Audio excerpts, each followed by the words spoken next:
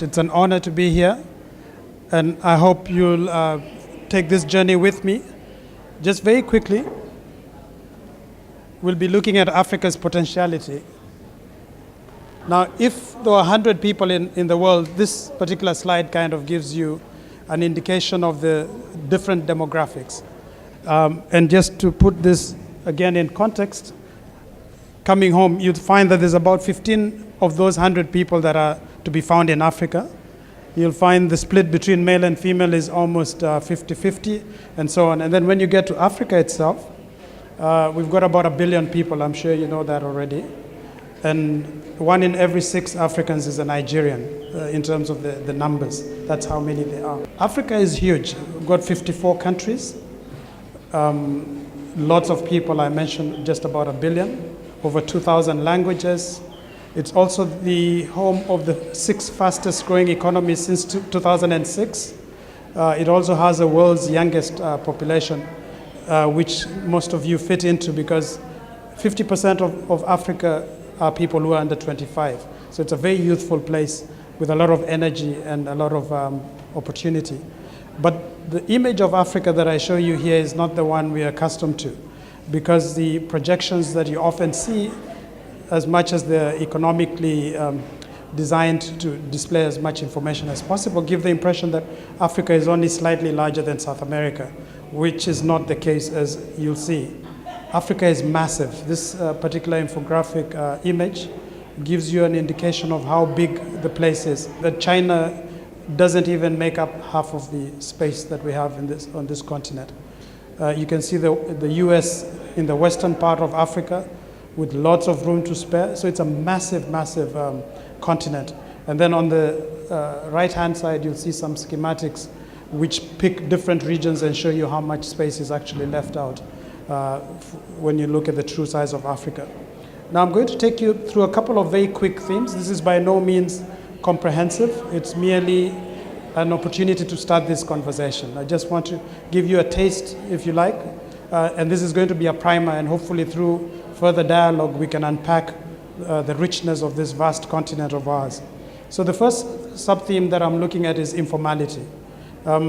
Africa is a place where a lot of what happens falls into what is known as the informal sector.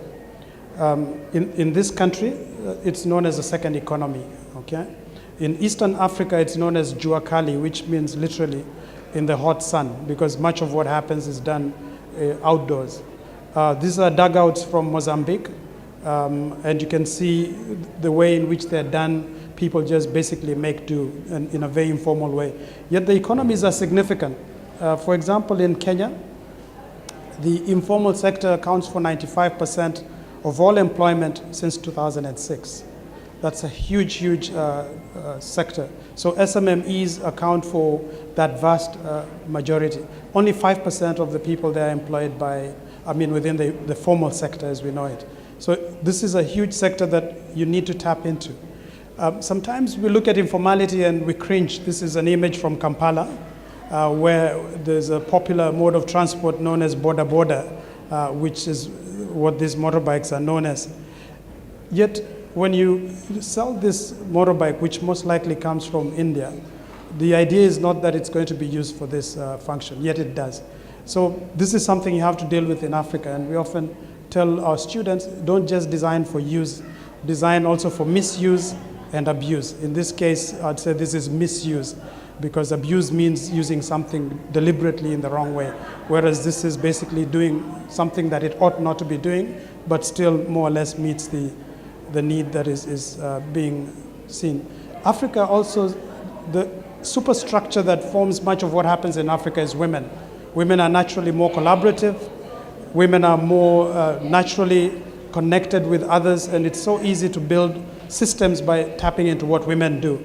So a lot of so-called associations like Chamas in East Africa or Stockfelds down here rely on women who naturally are good collaborators. These are women from Botswana, and they're weaving baskets.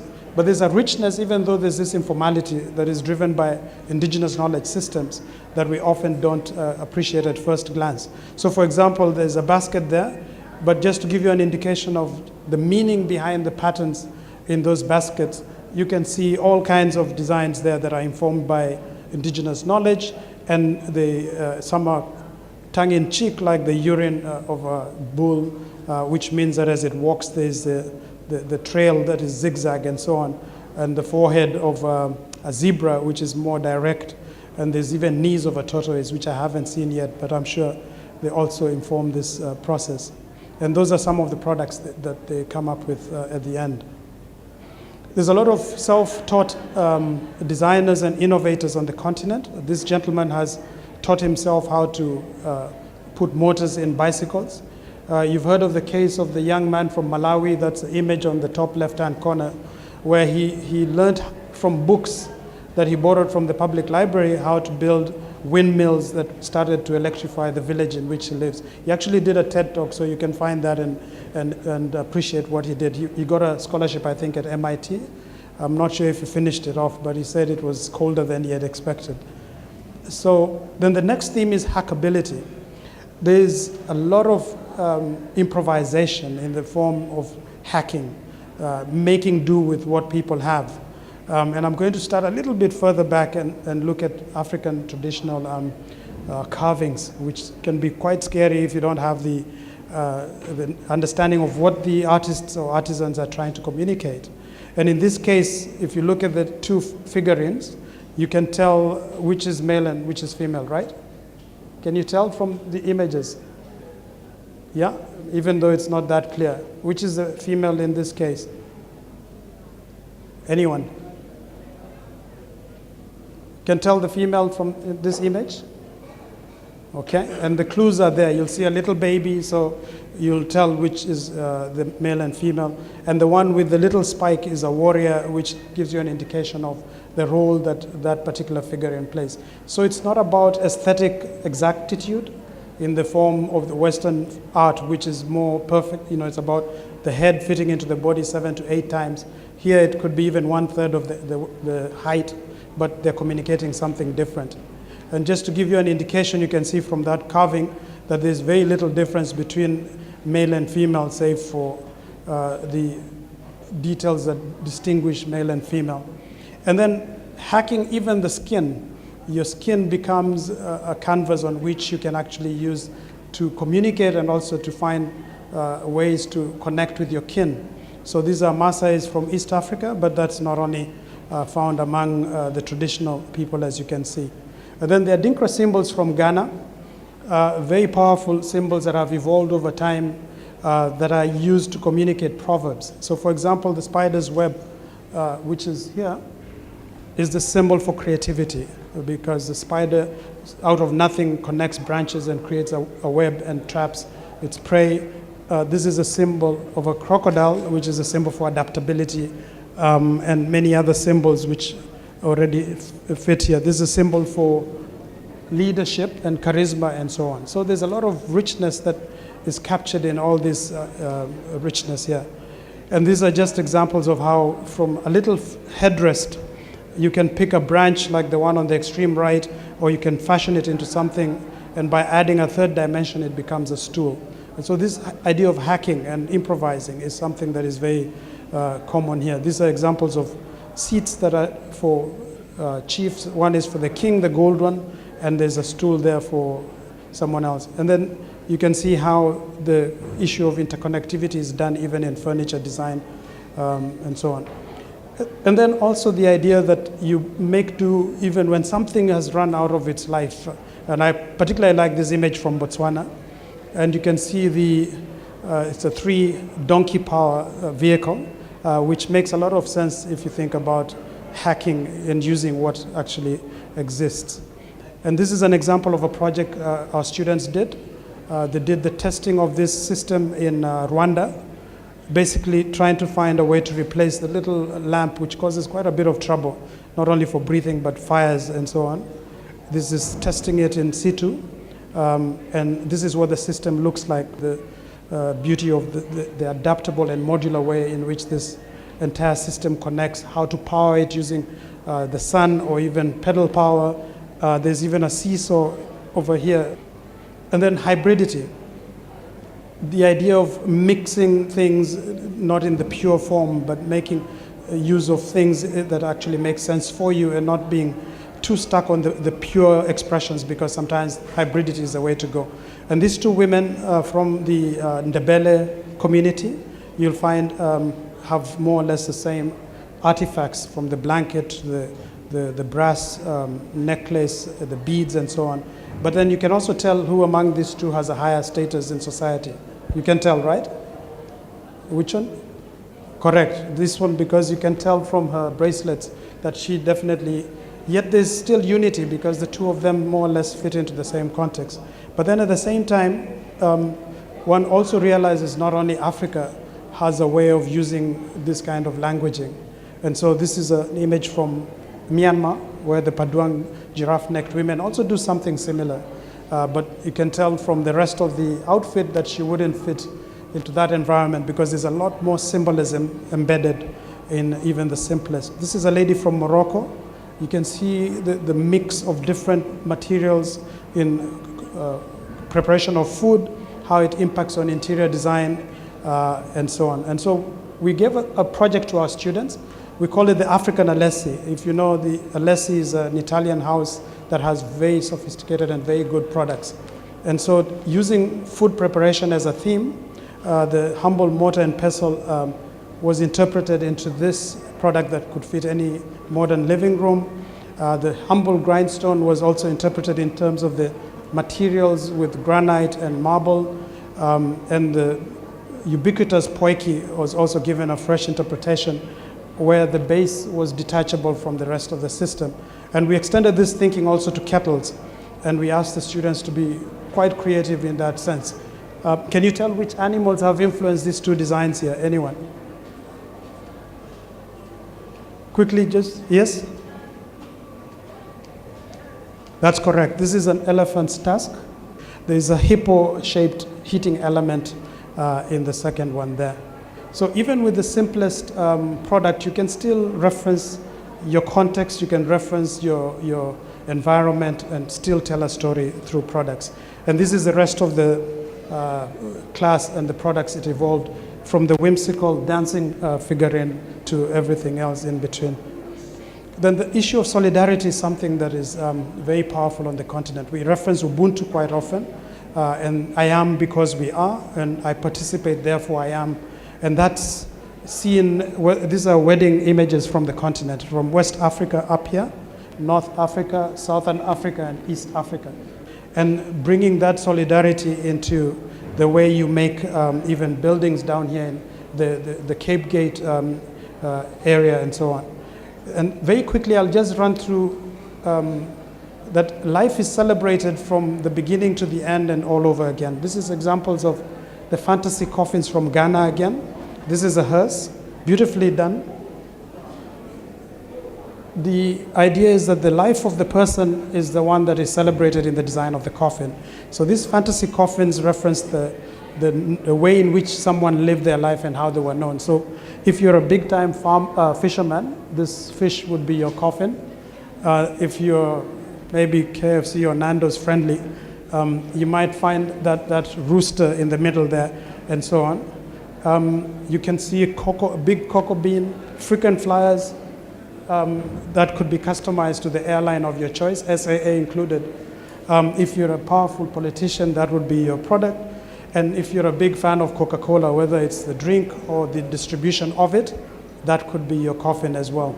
And so this idea of customizing even a product like this at the end of one's life, because the celebration is not just to acknowledge that person, but everyone who was associated with them. So these are other examples. You can see a Mercedes-Benz for a rich businessman, and so on.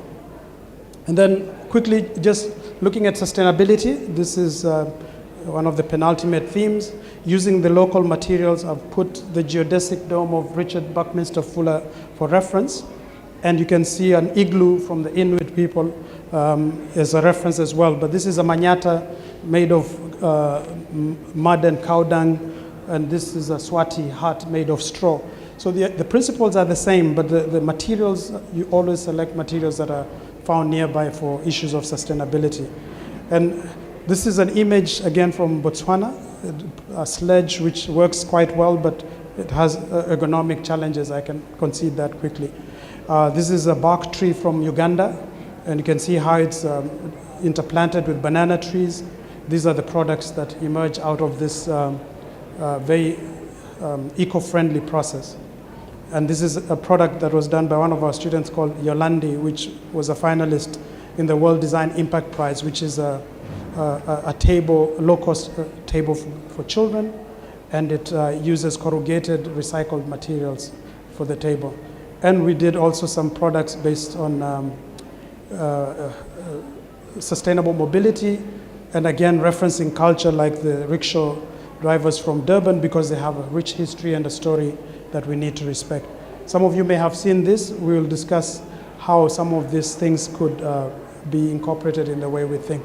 And then finally, the theme of potentiality, which is what your entire course is about. And to look at Africa in terms of not just its resources, which is the popular image that you see, like who's got oil, who's got coffee, and so on, but to also look at the business languages that you find on the continent, from Portuguese to French to English and to Arabic and so on. And then to look at where the growing emerging populations, you can see Nigeria there at about 180 million people, and the rest of the continent in terms of where they stand in population. And this gives you a projection of what will happen in a couple of years. That will be in 2025, the bigger circle. A city like Lagos will have over 10 million people. In fact, there's projections that in the year 2050, Nigeria itself could have a population of 410 million. And by the turn of the century, 2100, it could have 1 billion people, okay? And Africa, by 2050, is projected to have a population of 1.9 billion. And if we don't change our trajectory, that population will be 4.1 billion in the year 2100. So it's an area that is destined for a lot of growth, but we need to also keep things in perspective. And these slides, unfortunately, show the quality of life indexes as they rise, the role of women, and the rise of sub-Saharan Africa in terms of different demographics, which I can't go into now. And just to reference the leapfrog hypothesis that you may have come across in economics, Africa is destined for leapfrogging during this generation, and you should be very excited because the possibilities are incredibly vast. And M-Pesa from Kenya is an example of how using mobile technology, people are able to transfer money, and you're able to also use mobile phones where you don't have fixed telephone line. So with those few remarks, I'd like to stop there for now and say thank you very much. Good afternoon. Yeah, the guy who was here, there's quite a lot of information that I picked up that I could definitely use for business development. But the core is to tell you my story from a potential which the gentleman was talking about, how we as Africans are slowly, realizing our potential, and how we as young people need to realize our potential and actually start acting upon it. Okay, so my name is Sizwe Nzima. Yeah, it's spelled wrong. It's Sizwe Nyama. Ish. I'm not Sizwe meat. Ish. But it's fine. Born and bred in Khayelitsha. Strictly grew up in Khayelitsha. Been growing up with my grandparents. I'm a granny's boy. So my mom lives up in Joburg. She works in Joburg. And the opportunity, she's speaking about an opportunity, how you see a problem and how you can turn it into an opportunity. Let me just track back a bit. While I was growing up with my grandparents, at the age of 14, I had the responsibility to actually go and collect chronic medication. So my grandpa's chronic pills and my grandma's chronic pills at the hospital. It was quite a difficult thing because I'm sure most of you who's been in the public sector knows what's the first thing. In fact, let me ask this. What's the first thing you would see when you walk into a public hospital? You're always going to see queues. These days there's a queue to come in. First you wait outside to come in. And then when you're inside, you wait until they collect your clinic cards. You're still sitting in the line. You wait until they give you a number as to according whether you're going to see the doctor or you're going to the dentist or you're going to pick up your medication. That's when they divide you. This is the third time you've queued. You go to the fourth queue. If you're going to see a doctor, you queue. But if you're going to pick up your meds, You queue to actually get your folder in at the pharmacy. That's the 4th time. And then you queue to actually get a number and you get called according to the numbers. That is ridiculous. That takes about 4 to 5 hours. I can imagine walking into a shop and taking 5 hours to get a prepared packet of pills. Just like walking into a shop and taking 5 hours to get a bottle of water. Doesn't make sense. And for me, that was the problem I was experiencing for more than 3 years. But the problem is around the whole queuing system. So the whole system that the government was using in public sector, which they're still using, for me it was inefficient. It was inefficient, it was useless, it was, I don't know what to call it. It was just devastating. But one day, I was sitting in class, so I'm a student at the Raymond Ackerman Academy, so I graduated in 2012. And then, while I was sitting in class, I was reading a newspaper. And when I read this newspaper, I came across an article that was talking about how the government, not only the Khayelitsha Hospital, how the government was not coping with the large increase of chronic patients and the large influx at hospitals.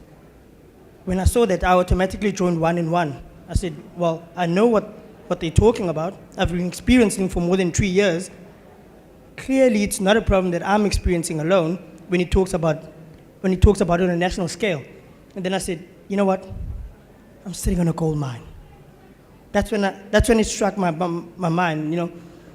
I'm sitting on a problem, but I'm also sitting on a gold mine that I could turn into something that could be beneficial for me and beneficial for the community and for the government. That's when I then said, you know what? Let me take the responsibility to start up a business that focuses on collecting chronic medication parcels from hospitals, and we deliver it at the patient's doorstep. Simple. That was the solution. It was a home delivery model. The solution was the home delivery model. Interesting one. While I was doing this, I actually realized something else. And I'm sorry, it's spelled wrong. It's supposed to be the Google map of Khayelitsha. While I was doing research and I was delivering these medications, I realized one thing. I saw an opportunity. You look at your DHLs, you look at your FedEx, you look at your UTI, all these big logistics companies. When it comes to Rondebosch, Claremont, all these nice areas, they've got GPS, they've got navigators, they can easily access the area. But once they got to Khayelitsha and once they got into the townships, they found it difficult. Bingo, another idea again. Now the focus of being the Google map of townships is to provide logistics systems for logistics companies. First, they consider townships as high-risk areas. Come in, I live there, so I've never been robbed in Khayelitsha, so for me it's not high risk. Secondly, they cannot locate the radius and they cannot locate the streets' names. I promise you, you could go on your Google map on Khayelitsha, type in a few street names. Some of the street names Google's never going to give you, and that's why they call us the Google map of Khayelitsha. Wherever you are in Khayelitsha, we'll find you. No matter if there's a street or there's no street, you live in a shack or a house, we'll find you. As long as you give us your address, we'll be able to locate your address. And that alone is a gold mine. That's the second one. So that's why they call us the Google map of Khayelitsha, because we can be able to locate any place in Khayelitsha. If you just give us the address and the contact details, we'll find it for you and we'll get whatever product you want at that particular place. So that's another interesting one. So our core, as I said again, when I started the business, it was to obviously deliver medication. But as time went on, I saw another opportunity. But just to track back again, when I started off, I still remember this. I came with 2 cards to the clinic. Bingo. Clinic cards, my grandma and my grandpa. Yes, the next day I came with 5. People started saying, when I told my grandma that I'm doing this, she told other 2 people down the street. They came home, 3 of the people sent my cards to them. Next week, I came with 5. The pharmacist asked me, what's up? Why are you coming with 5 cards? And I'm like, okay, this is my grandma, this is my grandpa, this is my aunt, this is the lady who lives at the back, and this is my other cousin. And then she was like, no, I don't trust you. 2 weeks, I came with 20 cards. They chased me out. They said, you are taking people's pills and you're selling it. You're selling drugs, you're a drug dealer. I was known as a drug dealer, which I was never been. So, but that's when I started engaging with him. That's when I started telling them. I started sitting down with the facility manager, and I showed her how useless and how inefficient that process was of people having to get that medication. Even though that facility manager has been there for more than 25 years, yet she could still never understand or come up with a way how to solve the problem. And what was interesting was the fact that it came from a young 21-year-old.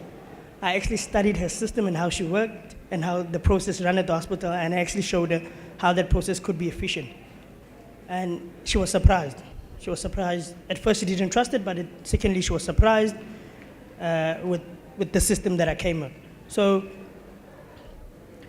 after we started delivering, and then the 10 Rand price came from, we started doing research around how much people would be willing to pay.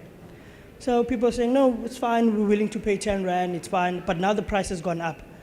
So the price is actually now, because we were testing when we were doing 10 Rand, we were testing, is there a market for this type of business?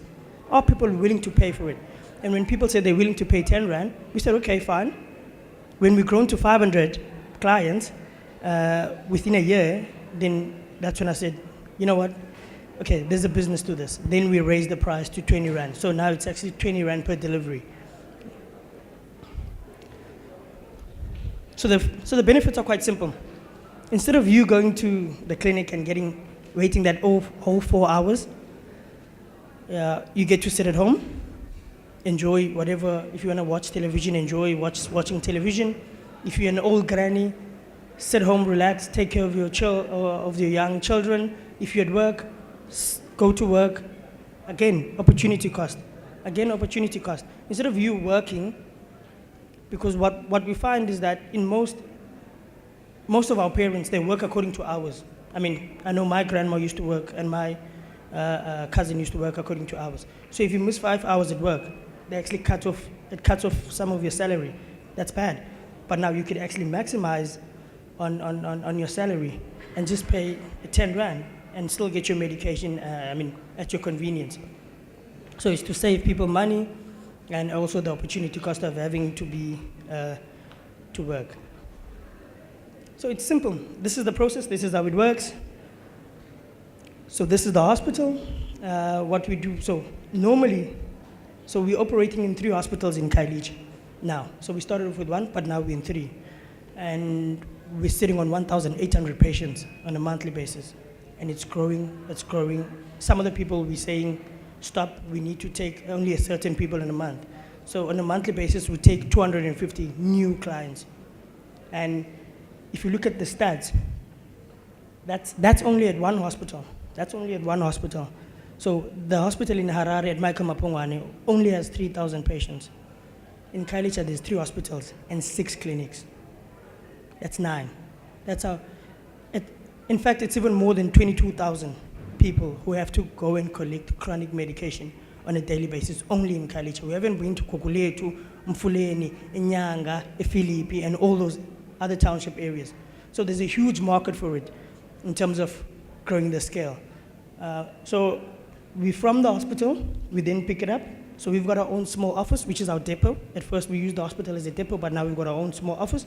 We take it and then we go to the office. We split it according to geographical area. So each rider actually delivers in a particular area. That's also to counter such things as robbery, getting attacked, because we employ people around the area. So if you live in Makaza, you're going to deliver in Makaza. You live in Site B, you're going to deliver in Site B, and so on and so on and so on. So we carry cash. We've never been robbed. And yet the normal logistics companies who don't carry cash, who go around in Khayelitsha with bakkies, yet they get robbed every time they tell me this. So there's a trust element around employing, young people, around the area. So currently now I employ 9 young people. I'm still the youngest out of all of them. Sometimes it gets a little bit difficult, when you have to deal with employees. Hey, I'm older than you. Who do you think you are? Hey, I'm your boss. You do what I tell you. But it gets a little bit difficult, but it's nice working with young people because first thing is they've got energy. Secondly, the team that I have, they've got drive. And lastly, they believe in the vision. So they understand, they see the vision, and they understand where we're going. So this is just a particular area in terms of the potential market. So this is Kailij. In fact, it spreads down there until here. So it spreads, it's the biggest out of all of them. But there's still these areas that we haven't tapped in. And we've been getting calls from these areas, people telling us, why aren't you there? Why aren't you starting this in Nyanga? Why aren't you coming to Guguletu? And so on and so on. So there's a huge potential market to it. And I mean, we can only grow. So I think for me, my key goal is to see, I mean, at the moment I'm in talks with Provincial Pharmacy Council. So we're trying to get a pharmacy license, which has been the most difficult thing. I don't know if I've got a minute, but I just wanted to share the story. I walked into the provincial office in Dorp Street, and I had a meeting with Pharmacy Council. So this is provincial and some of the guys from National Pharmacy Council. So we sat on the table and they started telling me about rules and regulations, this and that, acts, this and that. And I was like, okay. They gave me a thick booklet like this, bang, on the table. You have to comply with these rules and these regulations. I looked at the book and like, when I looked at some of the clauses, it talks about a 4-sided vehicle, temperature regulated, audit trail, which is tracking of parcels, handling of parcels. I was like, what is this? What is Pharmacy Council talking about? Obviously these things, yeah, there are rules and regulations that each pharmaceutical company and each courier pharmacy company have to, follow. But for me, I was a different courier pharmacy. And in terms of the 4-sided vehicle that's temperature regulated, I told myself, I asked them, where are you gonna get a 4-sided vehicle and a bike? And no one answered me. Well, they said, go find a way. Again, I went back, I went to a motorbike shop, I bought a motorbike box, the black one. I went to a store that sells styrofoam material. I bought glue, I actually insulated the box. I bought ice packs at Pick n Pay. I put it in there, I froze it, I put it in there, and I went back to them. I bought a thermometer. They said the temperature needs to be between 2 to 8 degrees. I went back. I said, okay, it's 4-sided, it's hard, it locks. Yes, it's not a vehicle. It's got a thermometer inside. It can keep the temperature between 2 to 8 degrees. What more else do you want? Then they started saying, well, but it's not as 4-sided. But where are you going to get a 4-sided vehicle? I had to innovate. They finally gave in. They said, okay, as long as the medication is kept according to the temperature, it's fine. So as an entrepreneur, you're forever going to innovate. So, I had to go that extra step to actually innovate. I had to get a book where people could sign in terms of proof of delivery. I had to get uniform, I had to get reflectors, but we're still keeping it local. We're still keeping it bicycles because they're cost effective and they're quite efficient. So thanks.